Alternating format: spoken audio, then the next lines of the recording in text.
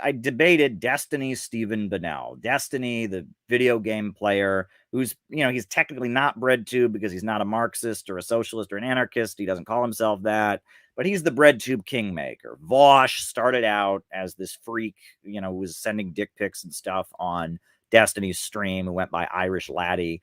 Natalie Wynn is tied in with Destiny. They all get back to Destiny somehow. He's the BreadTube kingmaker, and he's this video game playing freak, from Minnesota. He was a carpet cleaner, and then he figured out how to basically monetize playing the video game StarCraft 2.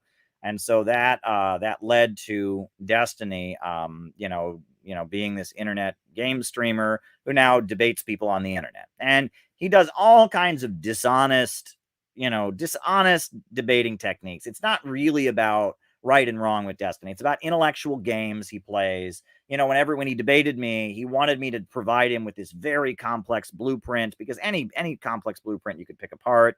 I kept saying I couldn't do that, which is what really annoyed him. And we argued about a lot of different things. So anyway, recently, there was some desire for me to have a rematch with Destiny, right? Destiny wanted to debate me about Ukraine. And so I was like, okay. And then I watched his debate with Haas and with Jackson Hinkle. And I was just like, this is a shit show. This is a complete and utter shit show. There's not a shred of intellectual honesty here. This is a complete, Haas's mic is cutting off, and everything, every fact you bring up, they have some like weird thing. And so I just said, you know what? I already debated Destiny. I destroyed the best Destiny, and I'm not going to go on there. I don't owe it to Destiny and Dylan Burns to go on there. And no, I don't owe it to them, right? I mean, I already debated Destiny once. I completely wiped the floor with him. He walked into the debate arrogantly assuming that there could not be any arguments in favor of socialism that might be correct. So what would I have accomplished by going in there? So I said I wasn't going to do it. Oh my goodness. The people that organized the debate were so angry that I wasn't going to do it. Why? Well, we now know why, right? And I'll tell you why. But apparently this is Destiny's little like temper tantrum, with in response to me not debating him. This is Destiny's little temper tantrum. This is a 1-minute temper tantrum in which I get name dropped. That actually it happened a while back, but apparently I just heard about it this week. This is Destiny. This is Destiny raging because I wouldn't debate him. European armed conflict. True. Who this guy's bait. I was supposed to have a debate with this guy, like on my team, and then Caleb, the fucking cowardly tanky fuck, canceled. Whatever. As European myself, there's of course nothing new to me, which is why I've been able to make detailed, nuanced points, even when it comes to actual neo-Nazis in Ukraine, instead of the expected knee-jerk dismissal and denunciation. I like how when you talk to lefties and you're like, hey, you know that the Soviet Union allied with Nazi Germany before like shit went fucked, right? Before Hitler actually attacked. You know that, right? And they're like, well, okay, well, technically, the Soviet Union is doing what it had to do at the time, and it was a complicated situation. And then you're like, oh, okay. But then they'll turn around and they'll be like, did you know that the United States of America allied with Nazi Germany after World War II? What do you mean? First of all, what is Nazi Germany after World War II? What do you mean they allied with Nazi Germany after World War II? Well, they took some of the scientists. There's about 10 different things he said in that clip that are just completely off. First of all, the Molotov-Ribbentrop non-aggression pact was not an alliance. An alliance is when two countries are working together and share common goals. That is not what happened. So when he says, if you ever bring this up, they go, oh, they did what they had to do. No, if you bring that up, if you say the Soviet Union allied with Hitler, I'll tell you that's false because it didn't happen. There was a non-aggression pact that lasted about 1.5 years before the Nazis broke it. That's what happened. So some things are true, some things are not true, and that is just not true. A pact is not an alliance. And they made this pact after offering the same pact to all of the capitalists of the world. I mean, they offered a similar pact to the United States. They had temporarily a pact with France that France withdrew from, that France betrayed. And so after France betrayed the pact, at that point, they made it such a pact with the Nazis. And it wasn't an alliance. It was we won't move our army to this side of this line if you don't move your army to this side of this line. So he's just lying there when he says they aligned with Nazi Germany, right? How does a temporary non-aggression pact cancel out years and years and years of anti-fascist organizing? For years, the Soviet Union built the United Front against fascism and the Popular Front. They organized the Battle of Cable Street against Oswald Mosley, the leader of the British fascists. They sent international brigades to Spain to fight against Franco, who was Hitler's ally. And they organized communists from all over the world to go to Spain. Spain only got aid from Mexico and the Soviet Union. And there were only two countries in the world that came to the aid of the Spanish republics, Mexico and the Soviet Union. They sent aid to Spain, and the Spanish Republic was forced to fight Italy and Germany and Franco on their own in this proxy war. I mean, there's many, many examples where you can point to the Soviet Union, the Battle of Stalingrad, 27 million people dying, but none of that matters, he says, because they aligned when they didn't align. So that's just another an idiotic statement he's got in that clip. I mean, he's lying about history, number one. Number two, in that clip, he says that the USA aligned with Nazis after World War II because they got some of their scientists. The fact that the United States, following the Second World War, the United States began aligning with fascists and Nazi sympathizers all over Europe is a well-documented fact. All right. In the Greek Civil War, the United States aligned with fascists against communists. In many countries around the world, in Latin America, the USA backed a number of fascist regimes.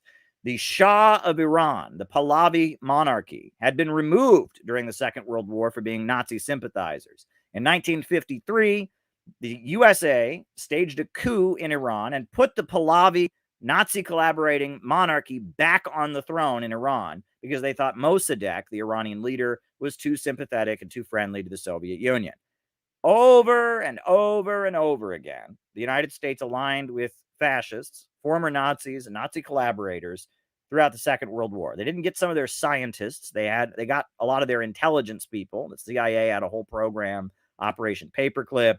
You can talk about in Italy how they worked with the brigades, the fascist brigades, to assassinate communist leaders, to prevent communists from winning the elections. There was a whole thing called the Years of Lead. So when he says the only way the United States collaborated with Nazis after World War II is they got some of their scientists, he's just a liar. I mean, he's just a liar. And this is why I didn't want to debate him again, because I had already debated him once. And I knew that everything I just said there, he would interrupt and go, well, that's not, ooh, I can find some way, or you just made that up, or that's a conspiracy theory. And for these people, that's an argument. That's a conspiracy theory as an argument. I can talk about Operation Gladio, and I would talk about a well-documented fact that all kinds of books. And he'd say, oh, prove that. That sounds made up. And that's how they operate. It's like, it's not argument about facts. It's argumentium ad bias, where they just appeal to the bias of the audience. But in light of that, I actually did want to show you, because I have debated Destiny and I wiped the floor with him, right? And I'm sure he had all those people at Bellingcat, doing all kinds of research of exactly what to say. And I ruined his parade, and he's really angry about it.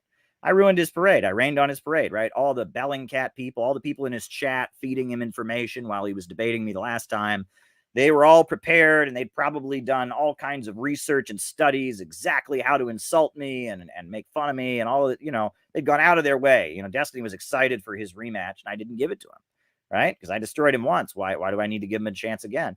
And he would, all these, there's probably all kinds of, academics and all of that who were working with Destiny and feeding him talking points and telling him what to say. And now it all went for nothing. It all went for nothing. And so I'm really glad that all the research and all the people that were helping Destiny all wasted their money. And in light of that, I actually did want to show this great clip from when I debated him and destroyed him. This was the most epic moment of the debate. This is the epic, what does life expectancy prove moment. From the New York Times. Under NAFTA, as a result, 20 million Mexicans live in food poverty. 25% of the population does not have access to basic food, and 1/5 of Mexican children suffer from malnutrition.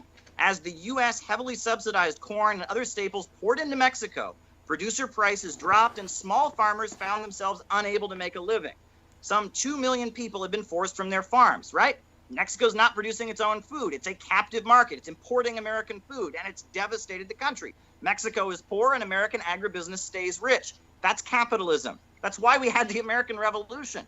The British Empire was trying to tell us here in the United States that we couldn't develop our own industries. We had to buy from the British. And as a result, we had a revolution so that we could develop our own economy. And the same thing the British Empire was doing to us, capitalism and the huge multinational corporations are doing around the world, keeping countries like Haiti, countries like Nigeria, countries like India captive markets. And countries are constantly fighting to try and break out of this. And the socialist revolutions of the 20th century, they didn't happen in Western Europe as Marx had predicted.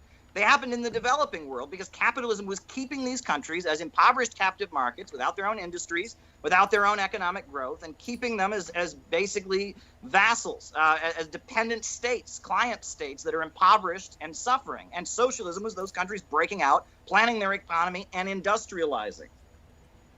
And you'll notice the whole time I was talking there, he's on his computer and he's typing, and there's a team of people somewhere else that are trying to feed him facts. Say this, someone else say that, and there's a whole team of people, right? I'm there by myself in front of my bookshelf. I'm sitting there in front of my bookshelf by myself with like notes that I prepared the day before, right? And he's got like an army of people, the Bellingcat people, other people, and they're sitting there and they're scrambling to feed him information. I'm just sitting there just like a normal guy sitting in front of my bookshelf talking.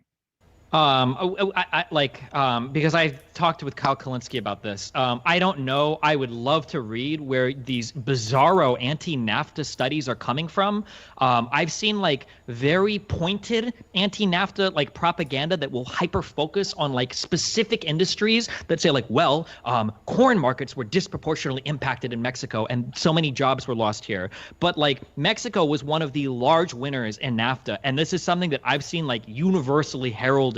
Like exports under farm exports in Mexico. Well, you can't say sure to that. You just literally told me that NAFTA took a shit all over Mexico's economy. Wait. So the New York Times agrees with me. The headline of the article is "Under NAFTA, Mexico suffered and the United States felt its pain." November 24th, 2013. I guess they're lying to hurt American capitalism or something. I'm sorry. Are you literally citing me an op-ed to tell me that opinion piece is somehow reflective of the economic consensus on NAFTA? Yes, I'm citing the statistics in that op-ed. Yes.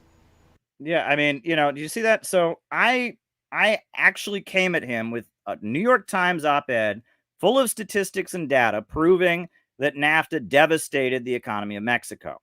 And he's coming back with, well, I've always heard, I mean, it's overwhelming. And he doesn't say a single fact in response to that. And he's got all those people in his chat feeding him information and all that. And they can't come up with a single bit of fact to refute what I just said. And I'm sitting there and I read him the headline in the New York Times. And basically, for him to say that that's false, he has to say the New York Times is lying. And he's a big private, big worshiper of mainstream media. So he could never do that. The New York Times, must say the truth. If RT had said it, he would immediately just say, oh, that's RT. It's not true. But because it was said by the New York Times, he's at a loss. So here we go. And he's like, oh, that can't be true. Oh, it's overwhelming. Everybody knows. Everybody knows. Everybody knows. That's what they do. Oh, it's overwhelming. Everybody knows. And no, they don't. No, they don't. You're just appealing to everyone's biases. They don't know. But this is how these guys argue. Everybody knows. Are you really saying everybody knows? It's overwhelming. He's not proving anything he's saying. At one point, everybody knew the earth was flat. At one point, everybody knew that diseases were not caused by germs. They were caused by magical spells cast by witches. Everybody knew it. Did that make it true? No, it doesn't. But anyway, let's continue. I'm citing something that even the New York Times admits, that Mexico has been what? The New York very Times? badly hurt by free trade. The New York Times is not an economic journal. Why are you telling me that even the New York Times? Also, wait. I'm sorry. Wait a second. Is this article? What's the author of this article? The author is Laura Carlson.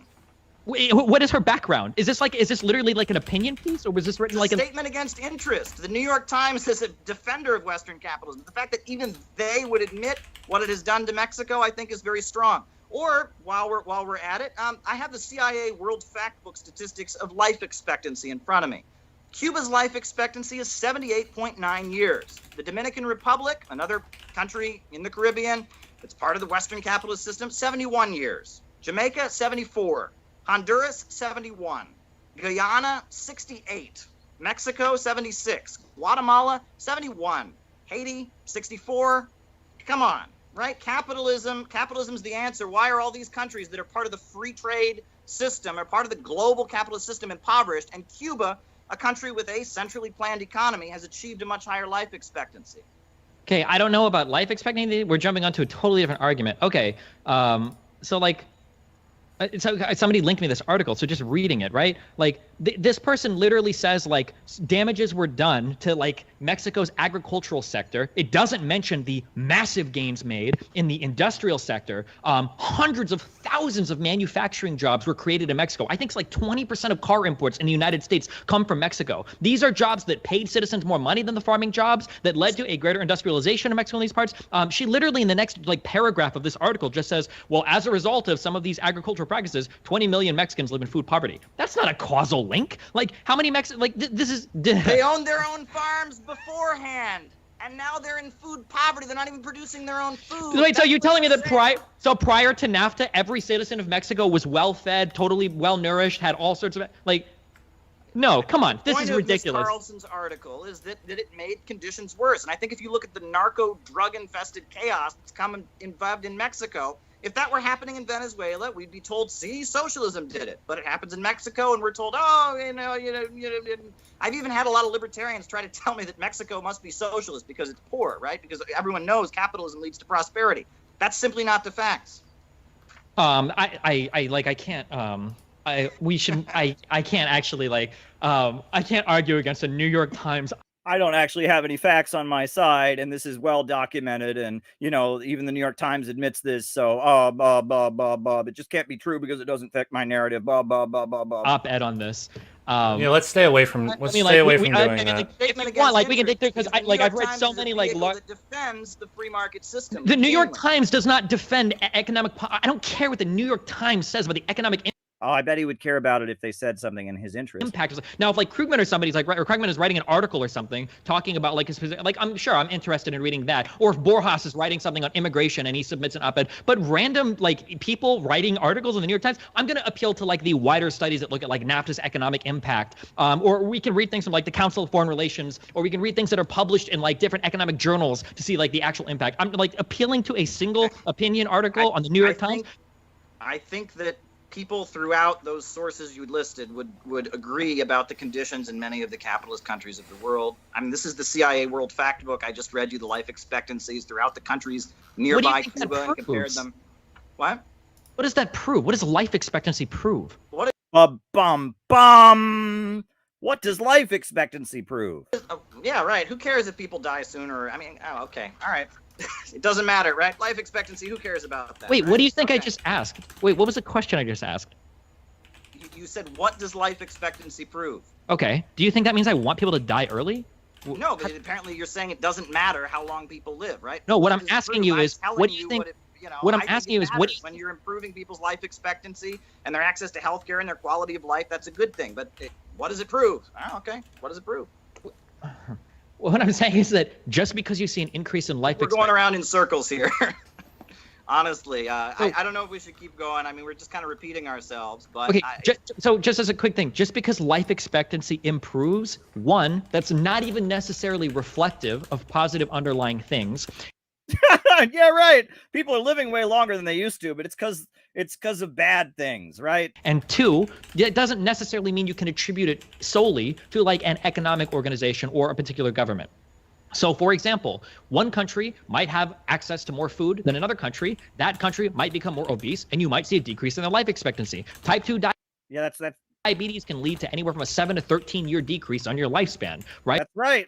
The problem is that in all the capitalist countries like Haiti, the people are eating so much, they're eating so well in Haiti and in Mexico, and in, they're eating so well that it's causing them to get diabetes, and they're becoming fat and having heart attacks. That's exactly what it is, Destiny. Everyone knows that, So if you were to compare the life expectancy of two countries like that, this is just one example out of 50 trillion potential hypotheticals. Maybe the increase in immigration to the United States, the lower average life expectancy of, say, African Americans or Hispanic people are keeping the life expectancy of the United States down compared to other socialist countries.